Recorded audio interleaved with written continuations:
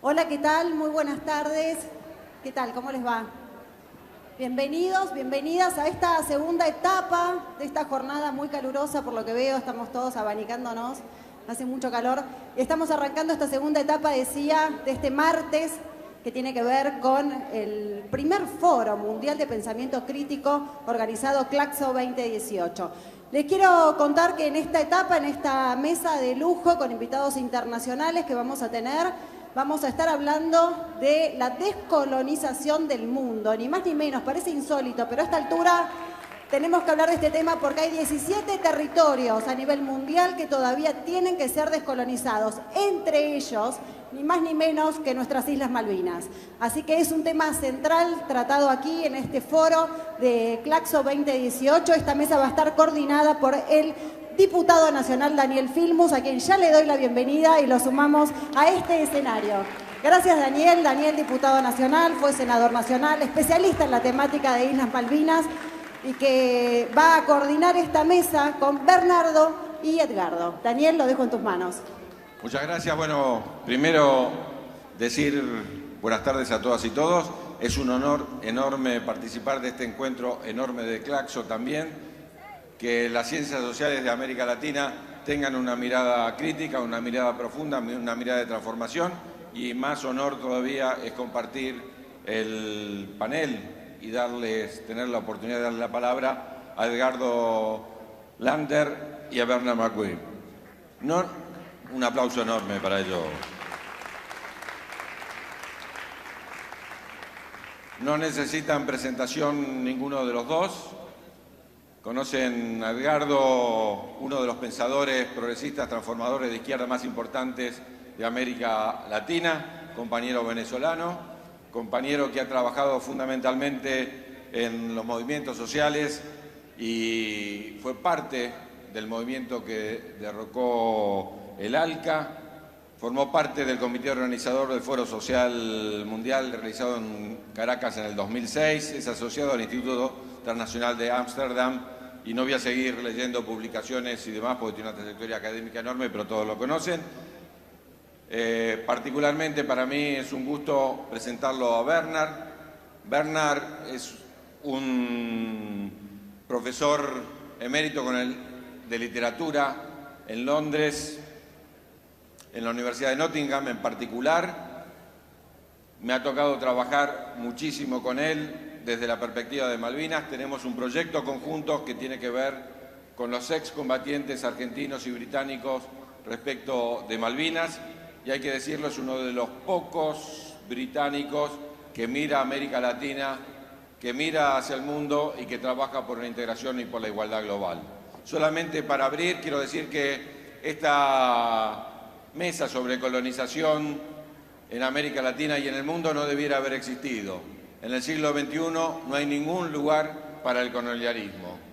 Esta mesa, como decía un líder argentino hace mucho tiempo, que el año 2000 nos iba a encontrar unidos o dominados, si existe todavía el colonialismo porque no estamos suficientemente unidos, todos los latinoamericanos, todos los países en vía de desarrollo, para poder doblegar al colonialismo.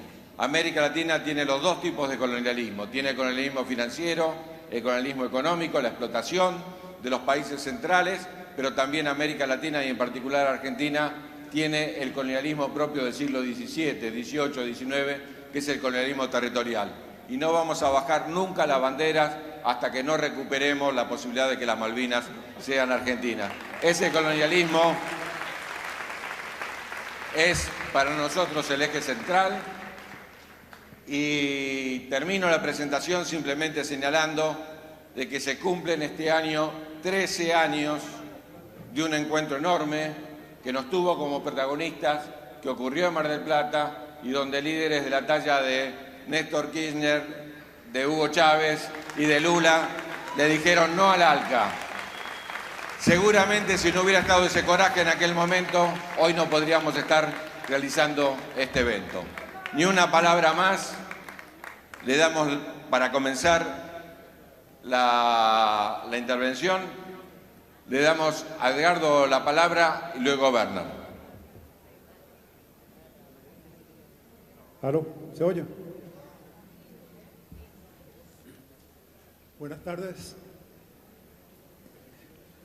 Gracias por la invitación a participar en este panel.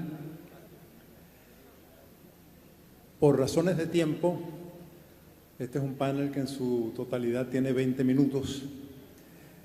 No quisiera señalar varias cosas sin posibilidad de argumentarlas. Entonces voy a soltar cosas que cada una requeriría una cierta argumentación, una explicación y relación, pero por razones de tiempo va a tener que quedar en una especie de presentación telegráfica. En primer lugar, hablar del tema de la descolonización, yo lo abordo desde el punto de vista de la colonialidad, que tiene que ver con el hecho de que hay un orden colonial que ha construido una modernidad colonial en el planeta que se caracteriza por un conjunto de dimensiones que tiene que ver con patriarcado, tiene que ver con racismo, tiene que ver con la construcción de patrones de poder eurocéntricos, tiene que ver con una monocultura que se impone al conjunto del planeta y tiene que ver con un tema absolutamente medular, que es el tema del antropocentrismo, que es esta noción de los seres humanos dueños del planeta con derecho a utilizarlo, explotarlo, someterlo.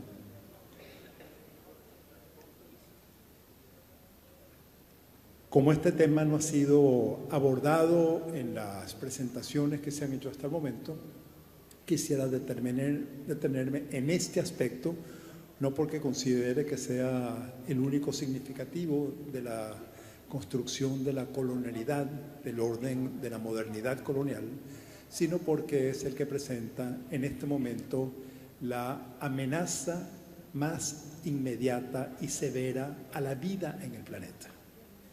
Esta construcción de la relación de exterioridad de los seres humanos en relación a la denominada naturaleza, esta pretensión de separación objeto-sujeto, esta noción de pretender un crecimiento sin fin en un planeta limitado, ideas de progreso, de desarrollo, como que si fuese posible continuar en esta dirección cuando la información con la cual contamos nos señalan que a menos que en muy pocos años se detenga por completo la emisión de gases invernadero como uno de los contribuyentes fundamentales a la devastación planetaria, todas las otras discusiones que estamos haciendo acá serían absolutamente inútiles, porque entraríamos en una nueva época de cambios climáticos catastróficos e irreversibles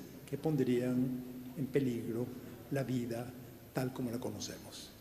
Entonces, creo que ya estos asuntos dejaron de ser un asunto para una categoría particular, para un departamento particular o por unas sesiones particulares, sino que tenemos que asumir que forma parte de la realidad estructural fundamental del mundo en que vivimos y que si no tenemos capacidad para frenar esta lógica de devastación acelerada, en muy pocos años ya nos encontraremos con que simplemente es demasiado tarde.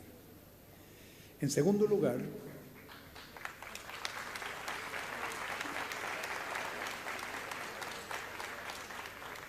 en relación a la experiencia de los denominados gobiernos progresistas, lamentablemente, cada uno, sin excepción, optó por darle prioridad a una política de crecimiento económico, una política basada fundamentalmente en el extractivismo y en la profundización de la reinserción colonial en la división internacional del trabajo y de la naturaleza, y en consecuencia la mayor parte de los objetivos de estos proyectos transformadores encontraron severos obstáculos estructurales.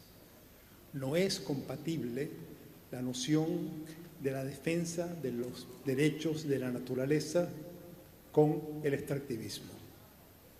No es compatible la opción por el Estado multicultural, la interculturalidad, el reconocimiento de los territorios de los pueblos indígenas, si precisamente en los territorios de los pueblos indígenas están los minerales y los bienes energéticos que van a ser abiertos a la explotación en gran escala.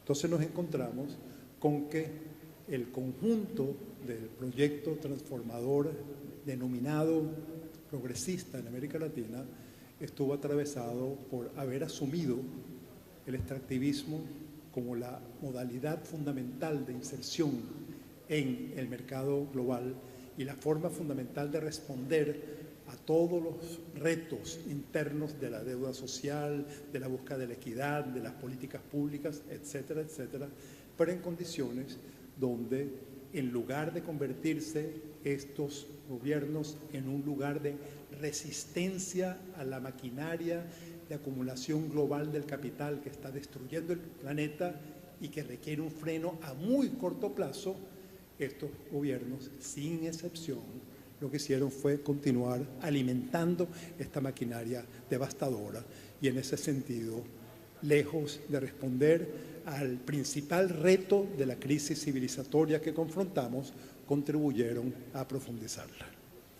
Y, en tercer lugar, quisiera señalar que cuando estamos hablando de un evento de la importancia que tiene esta y de una red tan extraordinariamente importante como es Claxo, y cuando el tema del pensamiento crítico forma parte de lo que en principio define o debería definir nuestro ADN como activistas, como científicos sociales, como académicos, lo que sea, es absolutamente importante asumir, reconocer y actuar en función de una idea fundamental, que es la idea de que pensamiento crítico implica inevitablemente pensamiento autocrítico.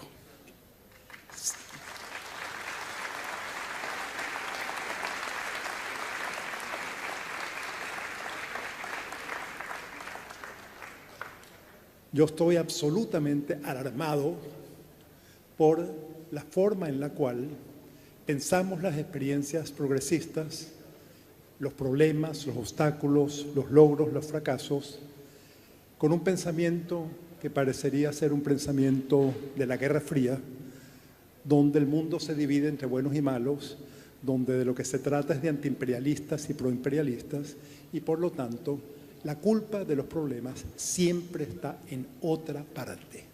En consecuencia, es la derecha, es el imperialismo, son los medios, pero nunca tenemos capacidad de reflexionar críticamente por qué pasa lo que pasa. ¿Qué responsabilidad tiene la izquierda en la emergencia de la derecha en América Latina hoy? ¿Qué responsabilidad tiene la corrupción de los gobiernos progresistas en la posibilidad de que la derecha pudiese manejar el tema de la corrupción como tema central para esta campaña en contra de los gobiernos progresistas? Entonces, lo que quiero decir con esto, para concluir, es que creo que es absolutamente indispensable una reflexión autocrítica sobre estas experiencias, sobre por qué pasa lo que pasa. No me parece que sea éticamente permitible que desde algo que se denomina de izquierda se argumente que las masacres en las calles de Managua son de alguna manera expresión de la gloriosa revolución sandinista.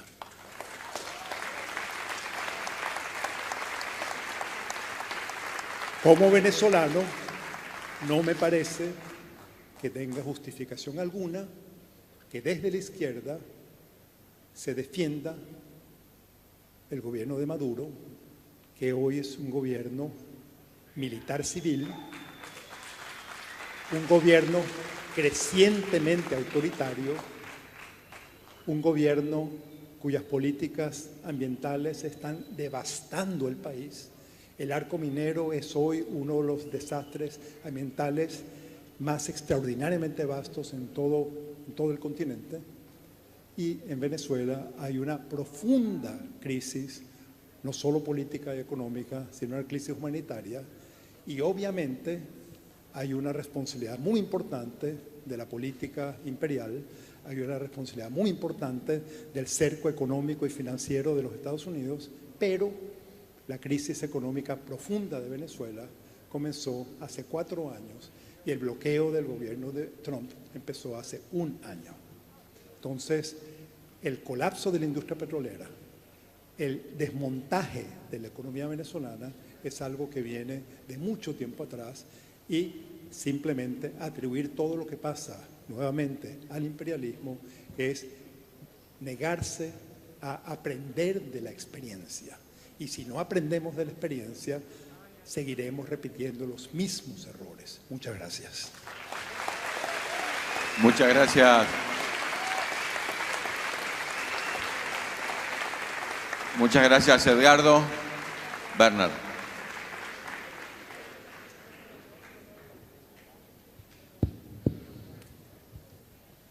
Buenas tardes. Voy a hablar en voz, obviamente diferente, en castellano de un inglés hablante, y voy a hablar de descolonizar el mundo, empezando con la idea de descolonizar el mundo de los gatos.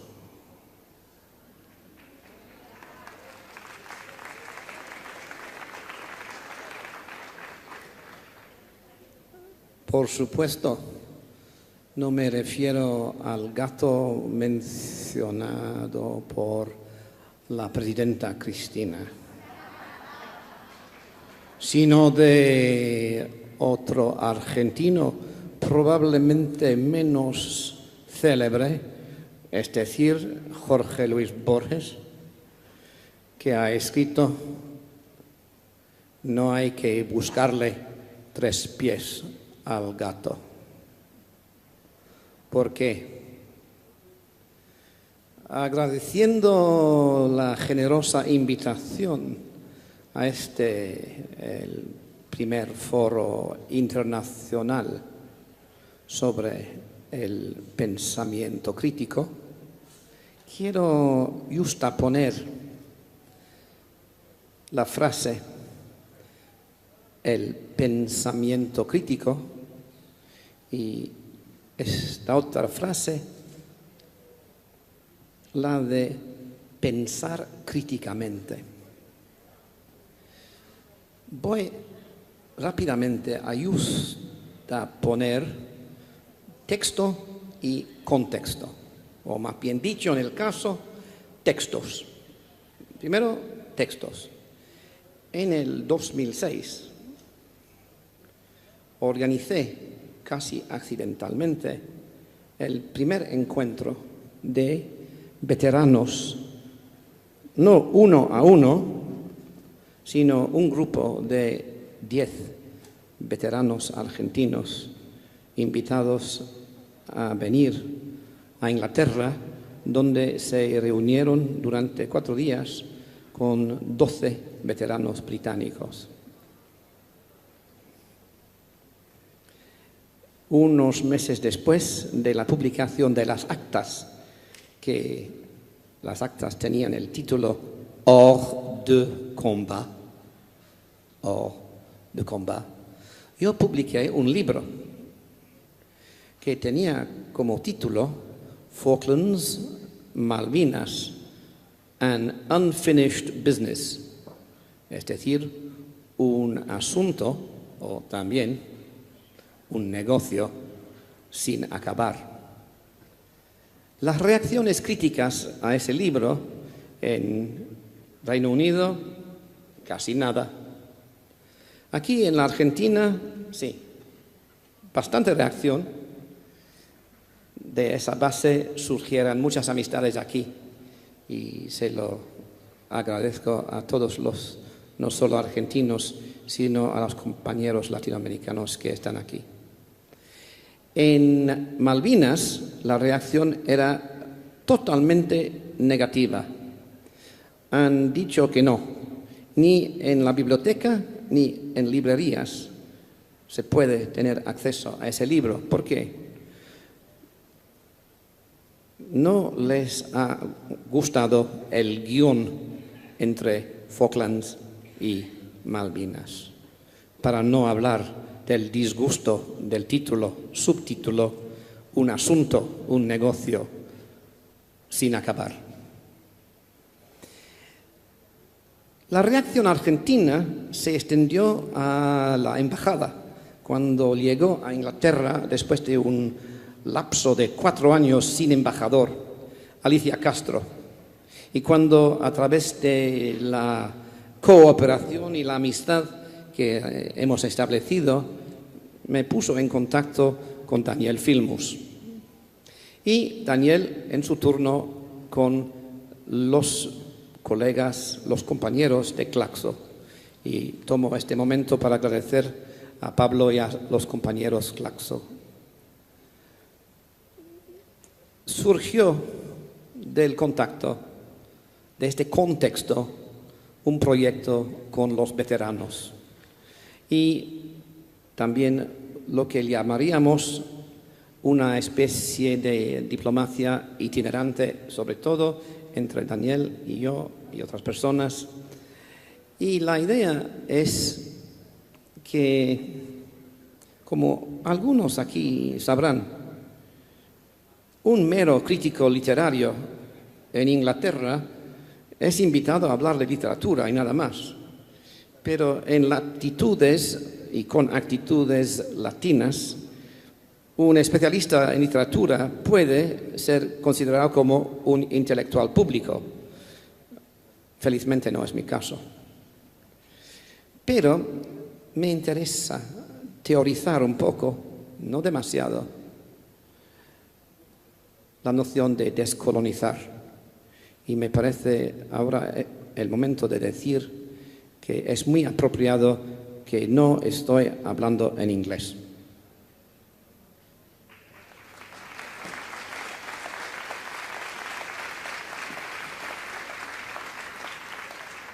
Deliberadamente estoy descolonizando las lenguas, y esa lengua en particular, modestamente.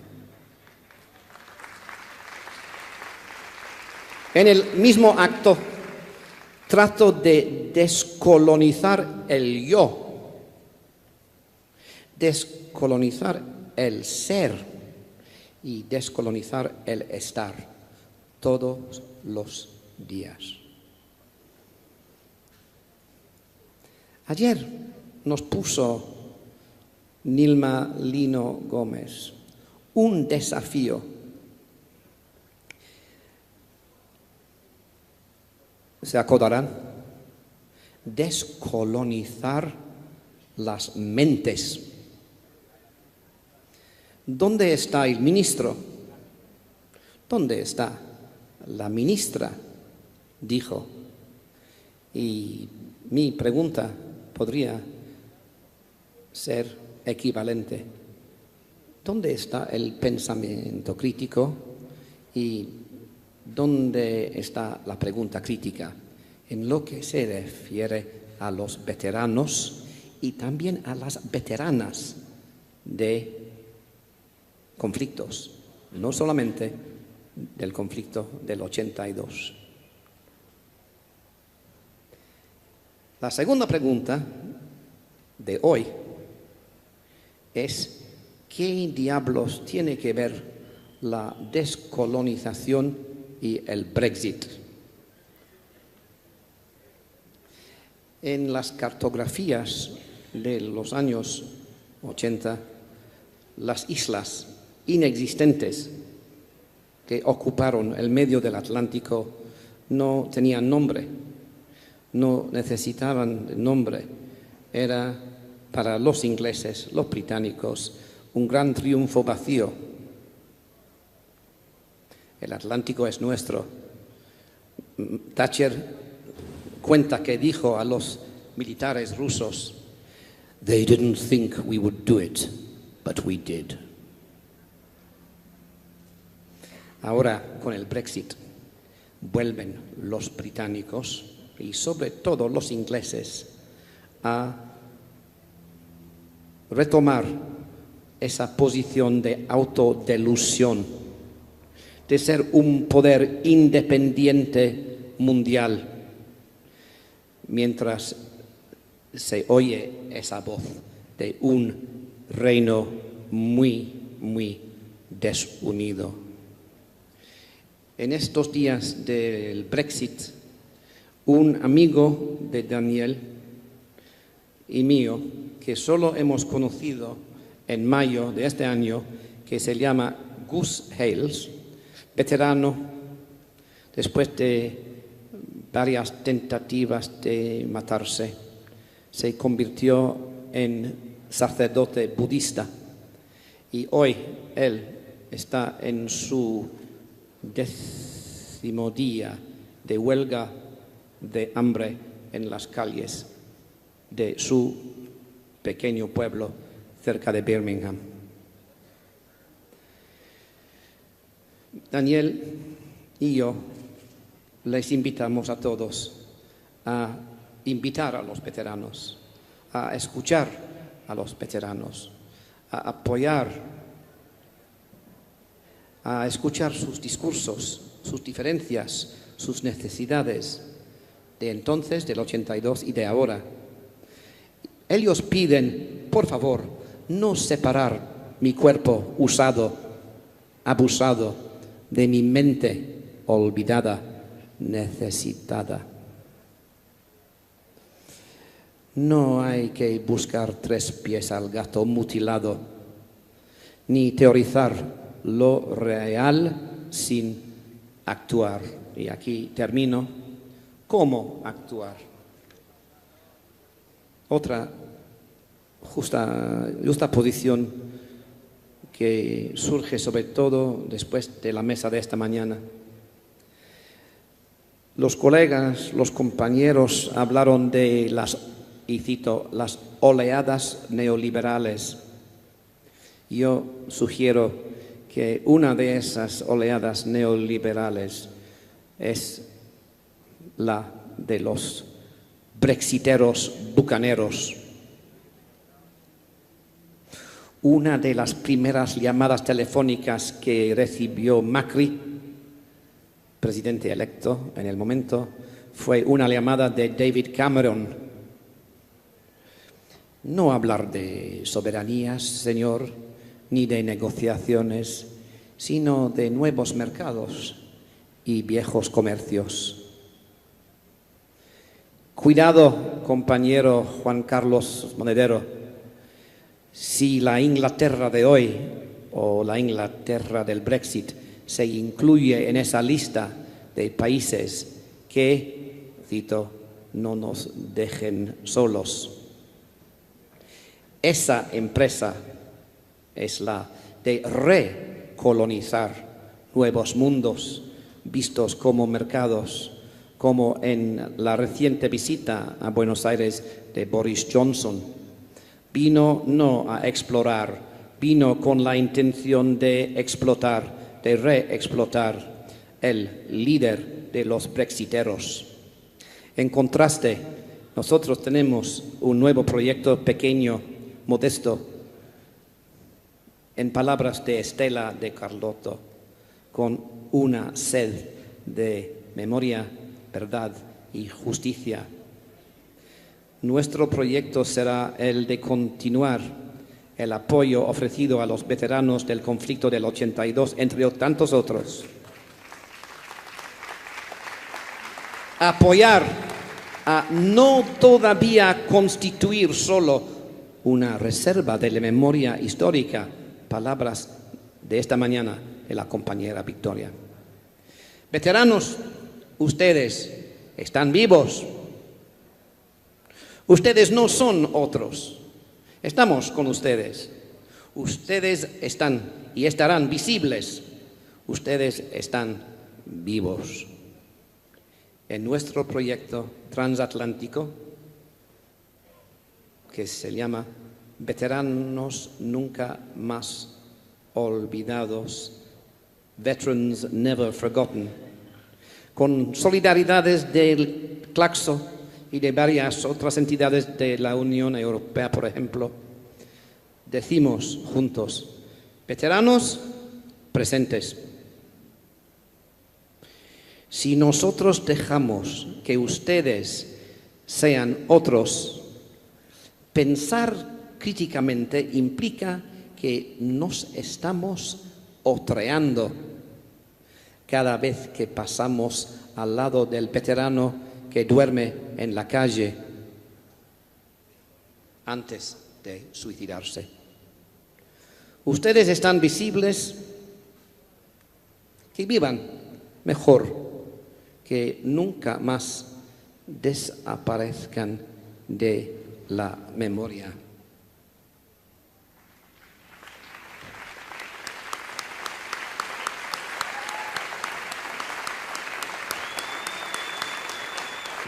Muchas gracias a Bernard y a Edgardo.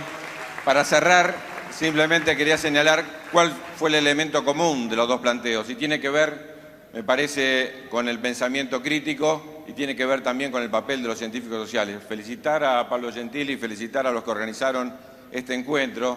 Tiene que ver mucho con el papel que los científicos sociales tenemos que llevar hacia adelante. No se trata solo de criticar, no se trata solo de decir qué funciona mal, sino también de qué proponemos. Un viejo sociólogo planteó en algún momento que tenemos los intelectuales muchas veces la fuerza de Sansón para tirar abajo los palacios neoliberales.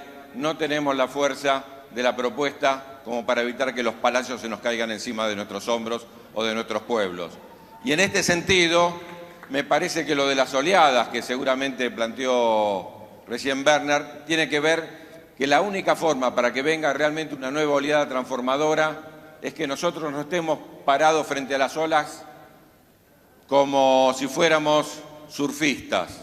El surfista está con la tabla debajo del brazo esperando que llegue la ola. Los científicos sociales, los políticos que estamos con la transformación, no podemos esperar la ola. Tenemos que ser los que agiten desde nuestra perspectiva propia, la de los científicos sociales, una realidad latinoamericana para que la ola progresista, transformadora, nacional y popular llegue cuanto antes. Ese es nuestro papel y eso es seguramente lo que un encuentro como el de hoy, intervenciones como las que lo hicieron, nos llevan adelante. Muchas gracias.